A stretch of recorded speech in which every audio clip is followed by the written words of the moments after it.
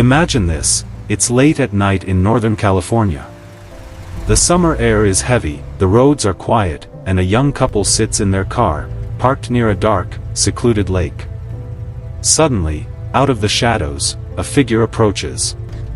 His face is hidden behind a bizarre hood marked with a white crosshair symbol. He pulls out a gun. Moments later, screams break the silence, and gunshots echo through the night. This was not just another murder. This was the calling card of one of America's most terrifying and mysterious criminals, the Zodiac Killer. For decades, his crimes have haunted the nation, his cryptic letters have baffled experts, and his identity remains one of the greatest unsolved mysteries in American history. Who was he? Why did he kill?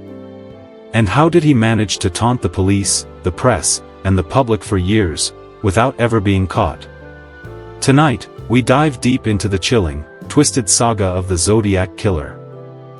It was a quiet December night in 1968, just days before Christmas, when the silence of a small California town was broken forever. Two teenagers, full of life and dreams, drove out to a lonely stretch of Lake Herman Road, a place where young couples often went to escape the noise of the world. Betty Lou Jensen and David Faraday were just starting their story together. It was their very first date. They parked the car, perhaps nervous and shy, perhaps excited for what might be the beginning of young love. But in the darkness, someone else was waiting. No one heard his footsteps, no one saw his face. What we know is only from the evidence left behind. A gun was drawn, the car door was forced open, and in a matter of seconds, the night turned into horror. David was shot once in the head, execution style, right outside the car. Betty Lou ran. She sprinted desperately across the cold road, trying to escape, but she never made it more than a few yards before bullets struck her back. She fell to the ground, lifeless, under the quiet stars. There was no robbery, no theft, no clear motive. Only two young people, full of promise, suddenly erased from the world. The police arrived and struggled to make sense of it. Was it a jealous ex-boyfriend? A random act of violence? Nobody could explain it. Nobody yet realized that this was the beginning of one of the most chilling unsolved mysteries in American history. The murders of Betty Lou and David were the opening chapter in the story of the man who would soon call himself the Zodiac. 6 months later, on July 4, 1969, when fireworks were lighting the skies across America, another couple parked their car in a quiet area near Blue Rock Springs Park in Vallejo. Darlene Ferrin, just 22 years old, and her friend Michael Mageau, 19, sat talking inside her brown Corvair. It was a warm summer night. They might have laughed, maybe shared secrets, maybe simply enjoyed the peace. Then another car pulled up beside them. At first, Michael thought it was a police officer.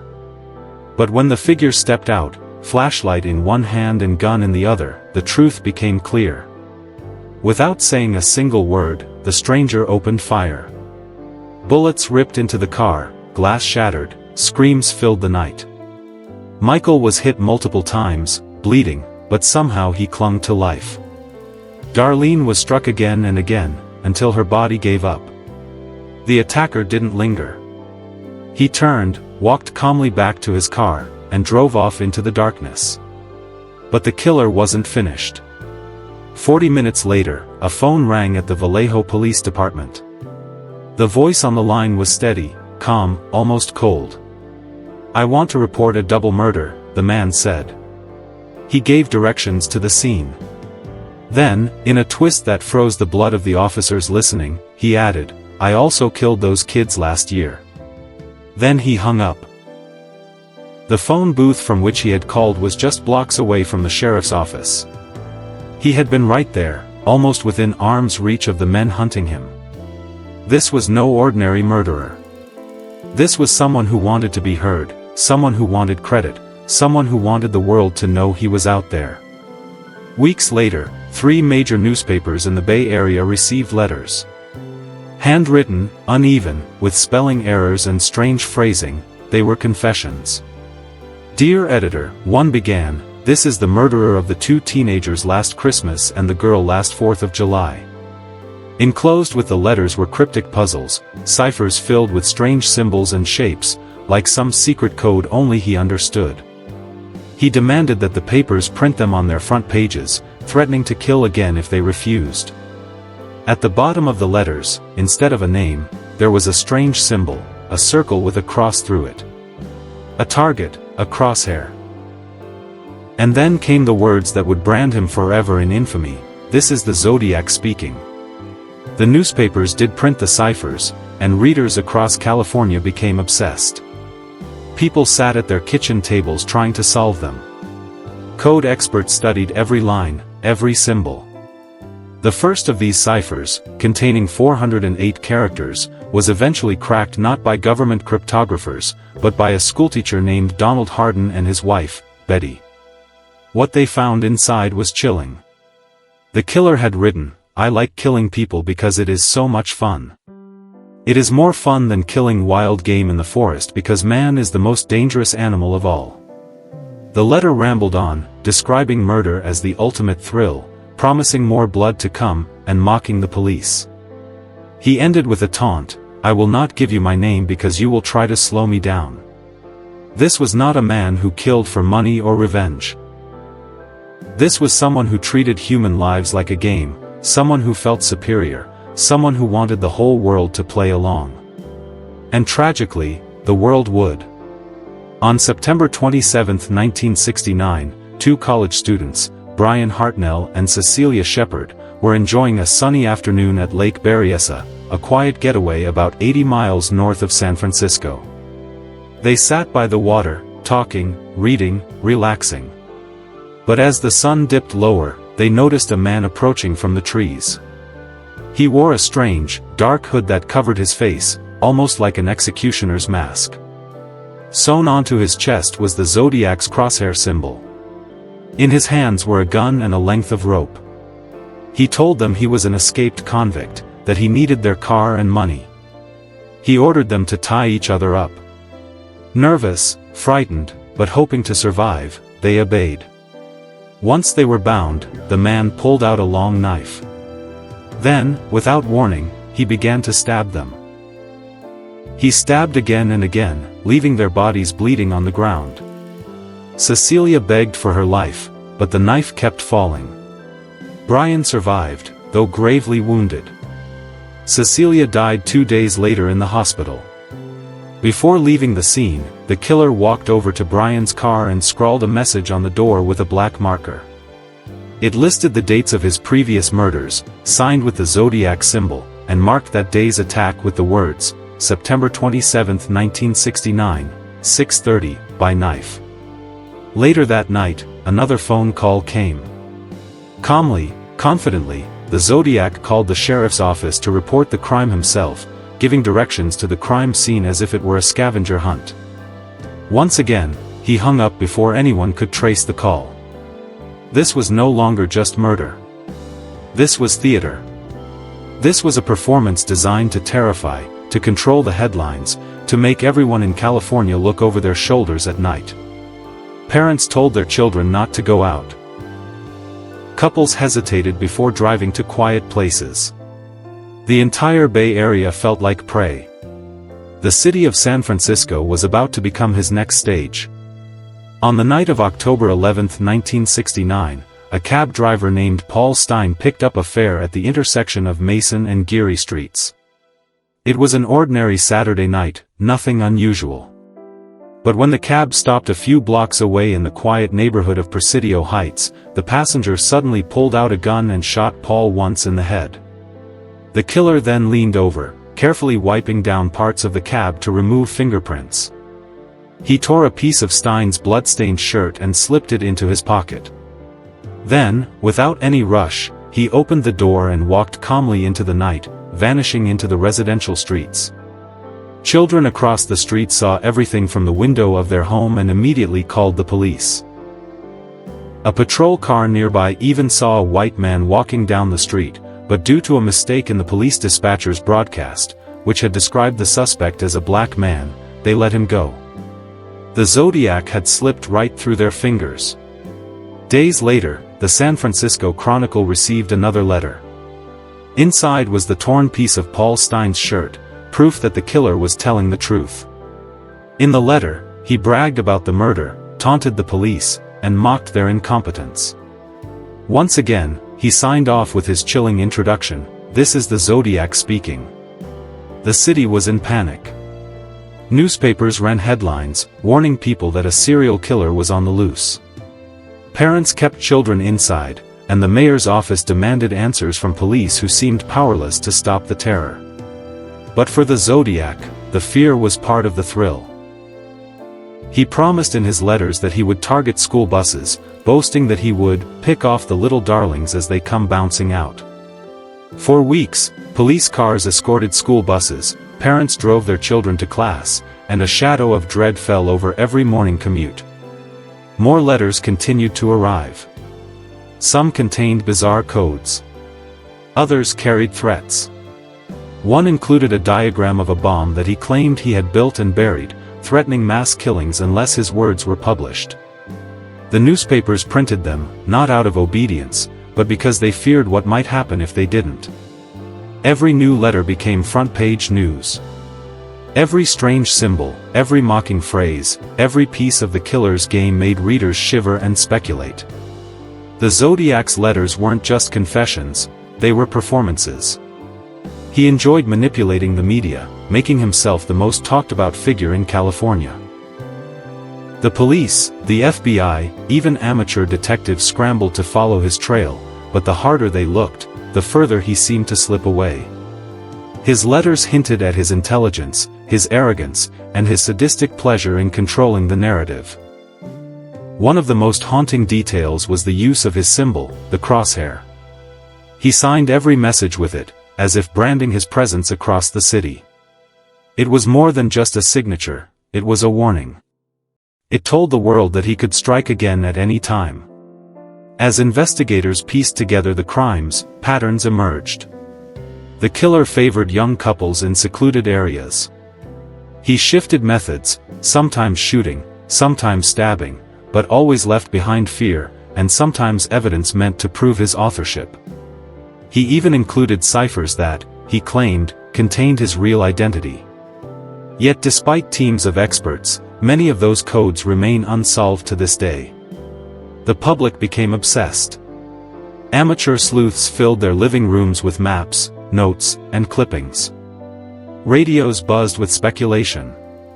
Some people even believed they recognized the killer's handwriting, leading to false accusations and ruined reputations.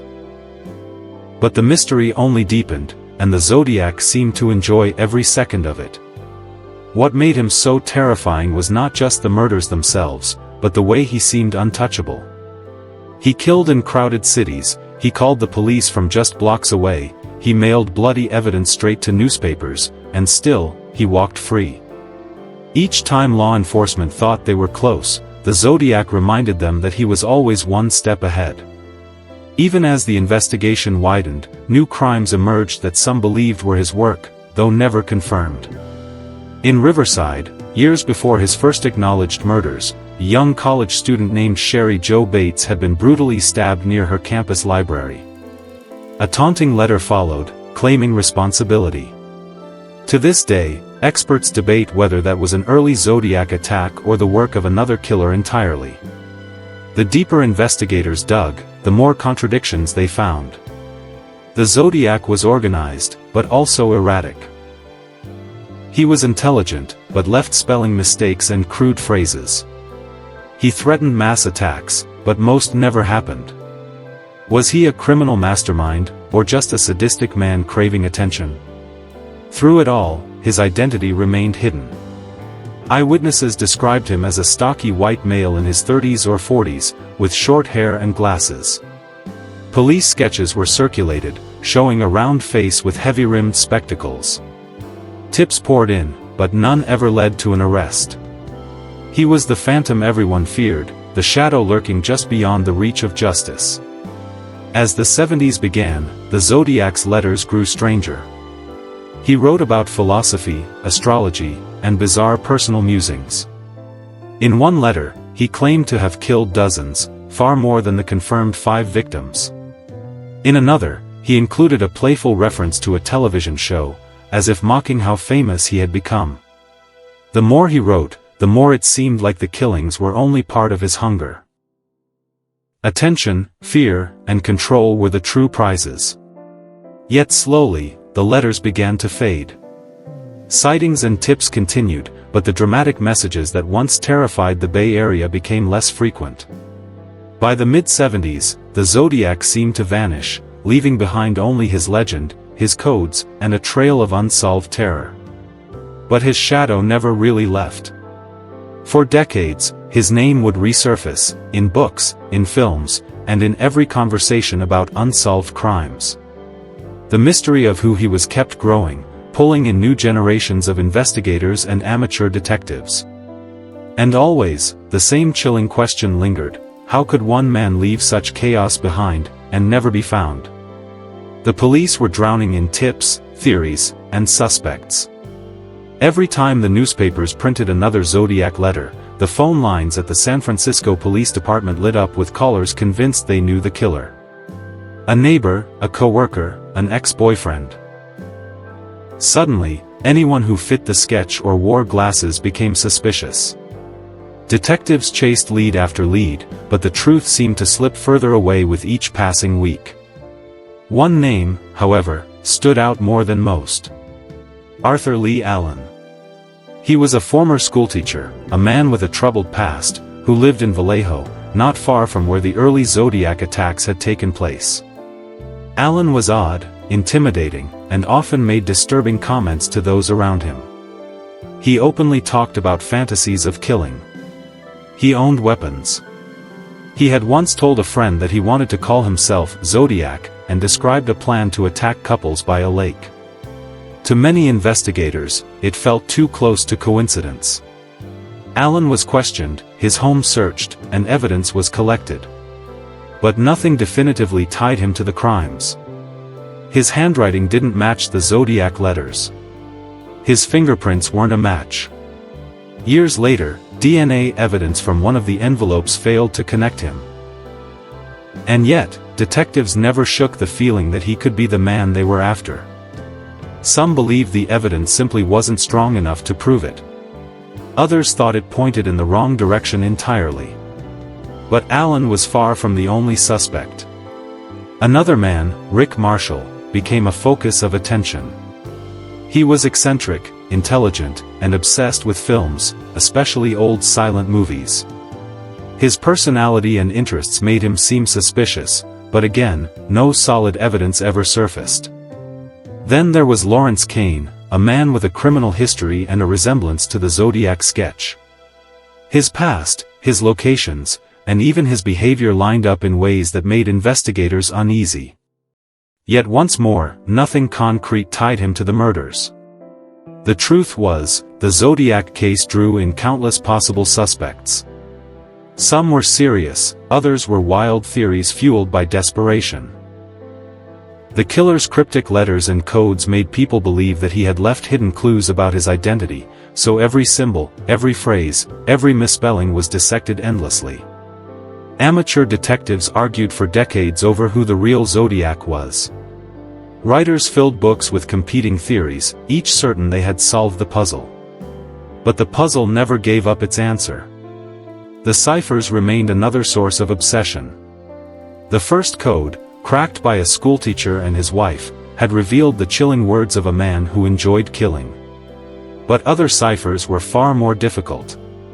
The so-called 340 cipher, sent in November 1969, baffled experts for half a century. Lines of symbols filled the page, a message hidden behind layers of complexity. For decades, cryptographers, mathematicians, and hobbyists tried to unlock it, each failure adding to the Zodiac's legend.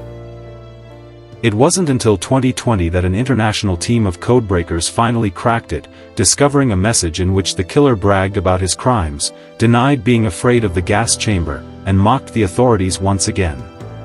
But even in that long-awaited solution, there was no name, no true identity revealed. The Zodiac had promised his real identity was hidden in his ciphers, but many believe that was just another cruel game. His joy wasn't in giving answers, it was in denying them, in keeping the world forever guessing. As the years passed, the Zodiac faded from the headlines, but he never disappeared from the American imagination. Detectives who had once chased him retired, and some died never knowing the truth. The case files grew thicker, the evidence boxes dustier. And yet, new investigators, journalists, and amateur sleuths kept picking them up, determined to solve what the last generation could not. In the 1990s and 2000s, new hope came in the form of DNA technology. Envelopes and stamps licked by the Zodiac were tested, searching for a genetic fingerprint that might unmask him. For a moment, it seemed like science might finally succeed where human effort had failed. But results were inconclusive, sometimes contaminated, sometimes pointing to multiple people who handled the evidence over the decades. Each test brought excitement, but also disappointment. The mystery remained. And then there was the shadow the Zodiac cast over popular culture. Films, novels, and documentaries kept the story alive. Directors like David Fincher brought his crimes to the screen, terrifying new generations with the chilling image of a masked killer stepping from the shadows. The Zodiac became more than just a real criminal, he became a symbol of fear itself, of the unknown evil that could be living next door, blending in, hiding in plain sight. For all the horror he caused, the Zodiac's most powerful weapon was invisibility. He could be anyone. A neighbor. A coworker. The man across the street. And because he was never caught, that fear has never truly gone away. People still pore over the ciphers, still argue over suspects, still chase shadows across time. More than 50 years later, the Zodiac's mocking words still echo, "This is the Zodiac speaking." Fear has a way of spreading faster than fact, and in the Zodiac case, it was fear that often wrote the story. For years, every unexplained killing in Northern California was whispered to be his work. Young couples found dead, bodies discovered near remote roads, missing women. Each case was examined for signs of the crosshair symbol, for letters, for anything that might connect it to the shadow of the Zodiac. Some of those murders may have been his. Many likely were not. But the lack of answers left space for speculation, and speculation was the Zodiac's playground. In 1970, the letters became stranger. In one, he scrawled a bizarre diagram of a bomb he claimed to have planted along a school bus route. He gave detailed instructions, threatening mass carnage if his words were ignored. Police combed the roads, parents panicked, but no bomb was ever found. Was it real? Or was it just another performance to keep the spotlight on him? That was the maddening pattern of the Zodiac, always promising more, always dangling terror in front of the public, but often delivering nothing. It was a game of psychological warfare, and the entire Bay Area was trapped inside it. There were moments when the Zodiac seemed almost desperate for attention, as if he feared being forgotten. In one letter, he compared himself to the character from the movie The Most Dangerous Game, a hunter who stalks humans for sport. In another, he mocked people for trying to solve his ciphers, daring them to catch him. And then, just as quickly, he would fall silent for months, leaving police wondering if he had stopped, or if he was simply watching from the shadows. The sketch of the Zodiac, drawn after the cab driver's murder, became one of the most circulated images in America. A round face, glasses, a stern expression. People saw it everywhere. Strangers in grocery stores, men in diners, neighbors walking their dogs, all became suspects in the minds of a paranoid public. "That looks like him," people whispered. But no arrest ever came. The sketch was both a clue and a curse, casting suspicion on thousands of innocent men while the real killer remained free. Meanwhile, the detectives assigned to the case faced immense pressure. Their phones rang constantly, their offices stacked with files and letters. Every journalist wanted an interview, every citizen wanted answers, and every false lead consumed valuable time. Some officers admitted later that the Zodiac had humiliated them, that he had proven how difficult it was to hunt someone who understood how the system worked. They had suspects, they had witnesses, they even had partial fingerprints, but they never had enough to close the case. As the 1970s dragged on, the Zodiac seemed to fade, his letters arriving less often, his voice quieting. But the mystery had already grown larger than him. Writers turned the case into books, some factual, some sensational. Television specials replayed the story, keeping the public hooked on the unanswered question, who was he? Every few years, a new suspect would dominate the headlines. Each time, hope flared that maybe the case was finally over. And each time, disappointment followed. By the 1980s and 1990s, the Zodiac had become more of a myth than a man. Some believed he had died. Others thought he had simply stopped killing, satisfied with the chaos he had caused. And yet, there were always believers who swore he was still out there, waiting for the right moment to return. The mystery was alive because it had never been solved, and in many ways, that was exactly what the Zodiac wanted. He had written in his letters about enjoying the game, about mocking the authorities, about controlling the narrative. By vanishing, he ensured he would never be forgotten. Then came the era of DNA. Old envelopes and stamps that the Zodiac had licked were carefully tested, scientists hoping to extract genetic material that would finally identify him. It seemed like technology had caught up with the ghost of the past. But the samples were degraded, sometimes contaminated, and the results remained frustratingly inconclusive. Investigators compared the DNA to suspects like Arthur Lee Allen, but the matches never came. It was as if the killer had left just enough of himself to tantalize, but never enough to convict. The rise of the internet gave the case a second life. Online forums filled with amateur detectives, each convinced they held the missing piece of the puzzle. They traded theories, compared handwriting, dissected codes, and argued endlessly. Some spent years building entire lives around their belief in one suspect or another. Families of suspects were harassed, and wild theories spread faster than facts. The Zodiac became not just a killer, but an obsession that consumed people long after his crimes ended.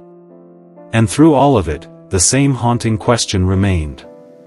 Was he a genius, carefully planning every move to outsmart the police?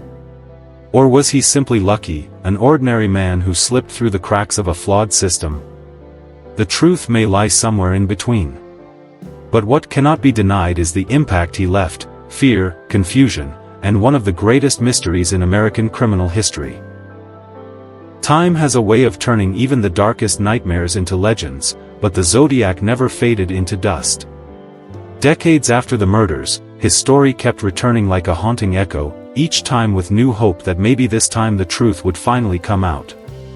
Detectives who had once chased him were now old men, their memories filled with frustration and regret. Some admitted they never stopped thinking about the case, even after retirement. Others carried the weight of failure until their last days, believing they had come close but never close enough.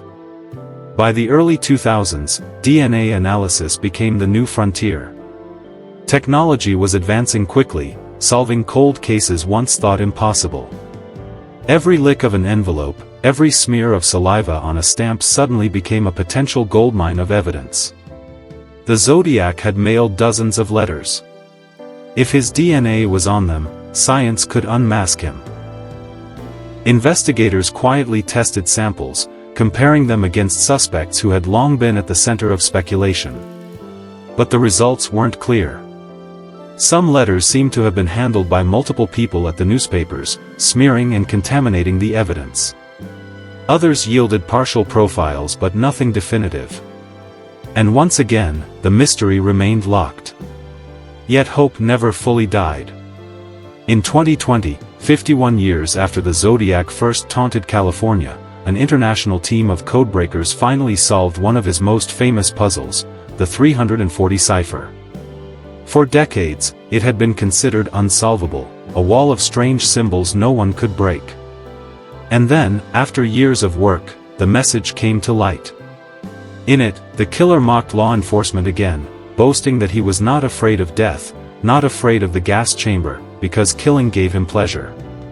It was chilling, arrogant, and hollow all at once. There was no name, no identity, just more cruelty.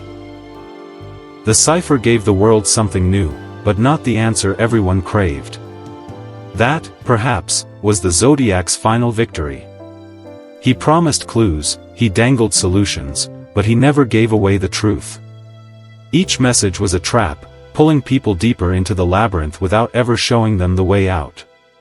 Even now, theories continue to swirl.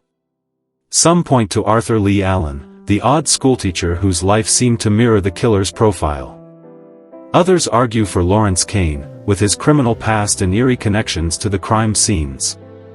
New names surface every few years, pushed forward by writers and amateur sleuths convinced they have cracked the code. But certainty is rare, and evidence is always thin. The Zodiac remains what he always was, a shadow.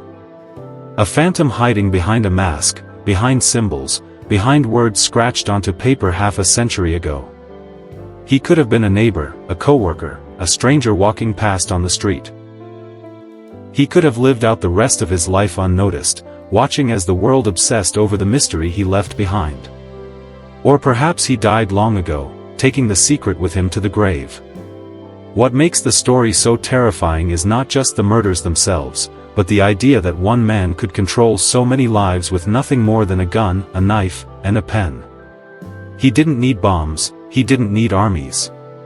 He needed only fear, and the power of his words.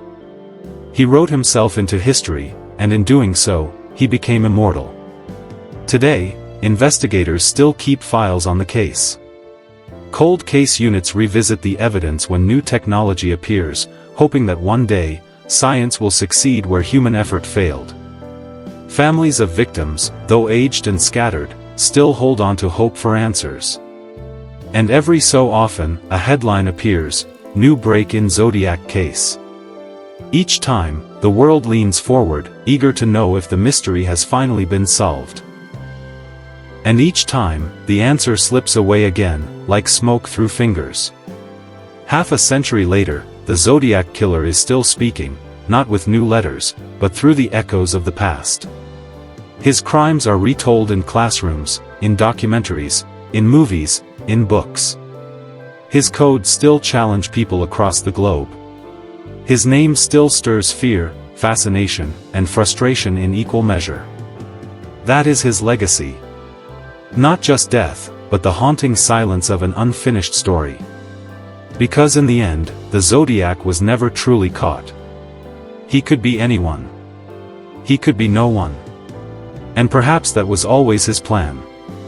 The last laugh belongs to him, echoing in the unsolved lines of his letters, in the unshed tears of families, in the restless minds of those who still search for his face. The Zodiac promised that killing was his game. But more than that, mystery was his masterpiece. And that mystery remains, forever unsolved. Decades have passed, but the shadow of the Zodiac has never lifted. For every detective who walked away from the case, a new one stepped in, determined to solve the riddle that had taunted California for so long. Each generation believed they might be the one to bring him into the light, to give the victims and their families the justice they had been denied. But time is a cruel enemy, and with every passing year, evidence fades, memories blur, and witnesses slip away into silence. And yet the fascination remains. Late at night, across glowing computer screens, strangers who never knew each other's names exchange theories about who the Zodiac really was. Some dig through old police reports, others trace family trees, hoping DNA might reveal what witnesses never could. In living rooms across America, walls are covered in photographs, maps, and notes connected by strings of red thread, a haunting mirror of the obsession that once gripped the detectives themselves. The Zodiac may be gone, but the chase he created lives on. For the families of Betty Lou Jensen, David Faraday, Darlene Ferrin, Cecilia Shepard, Paul Stein, and so many others whose lives were cut short, the pain never ended. Birthdays missed, graduations that never happened, lives unlived, all stolen in the blink of an eye by a man who turned their children into trophies for his twisted game. For them, the Zodiac is not a puzzle or a mystery. He is a hole in their lives that can never be filled. Perhaps the most chilling thought of all is that the Zodiac could have been utterly ordinary. A man who blended into crowds, who bought groceries, who waved to neighbors.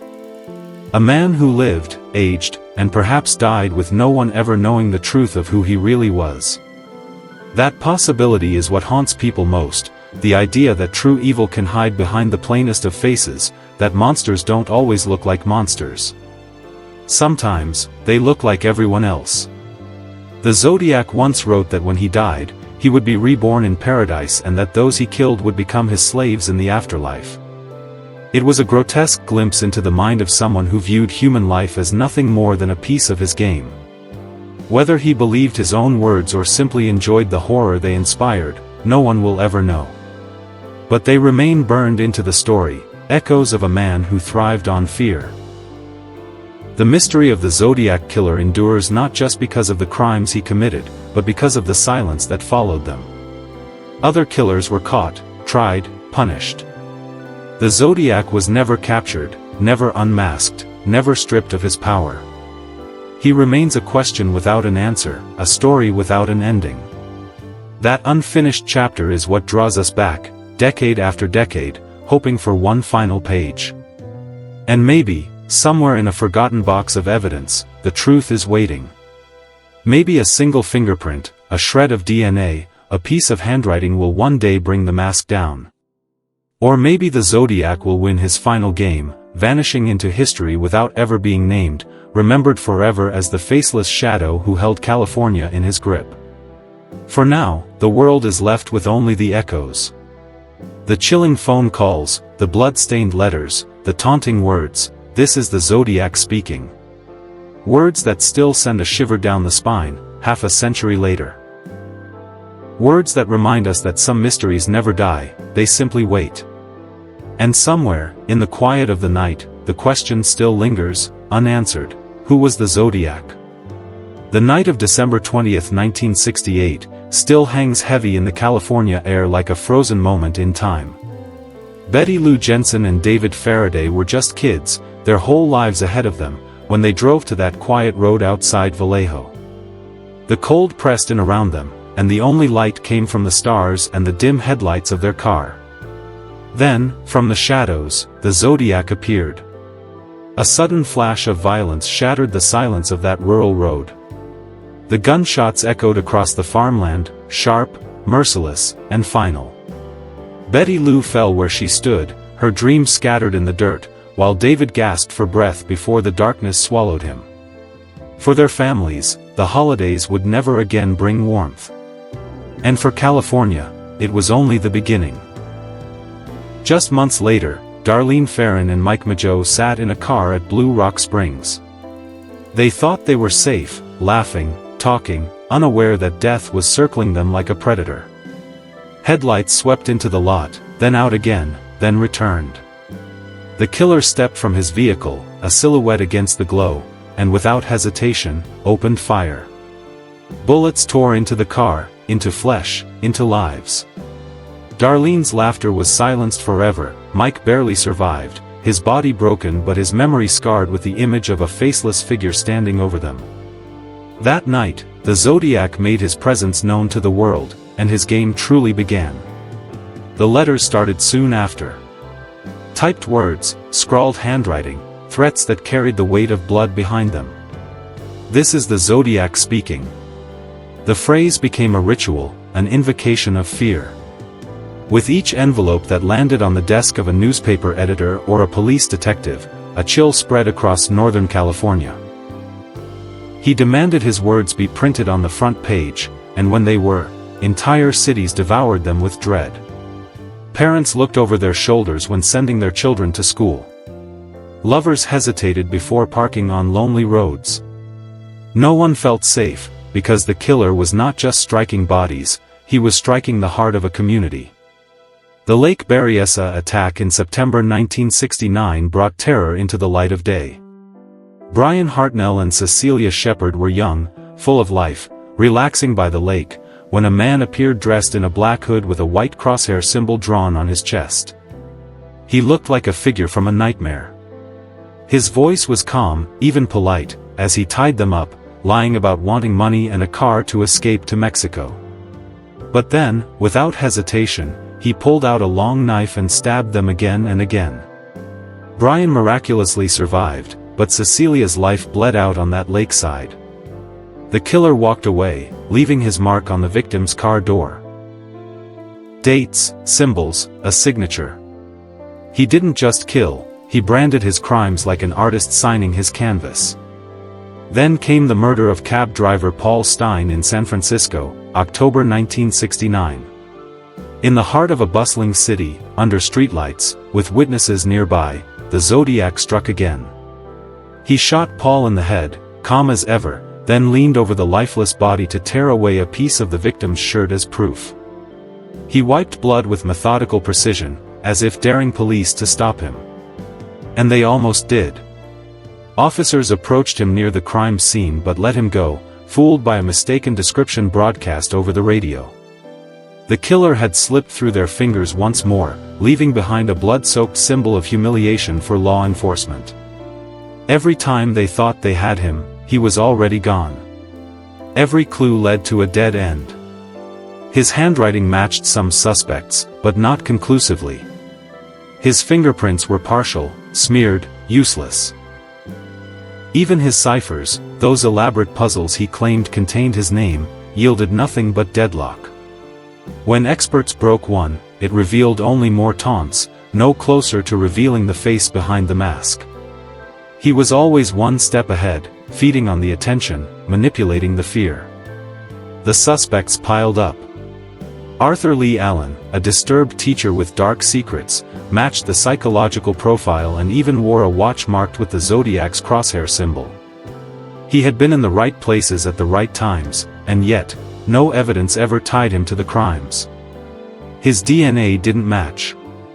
His fingerprints failed to convict him.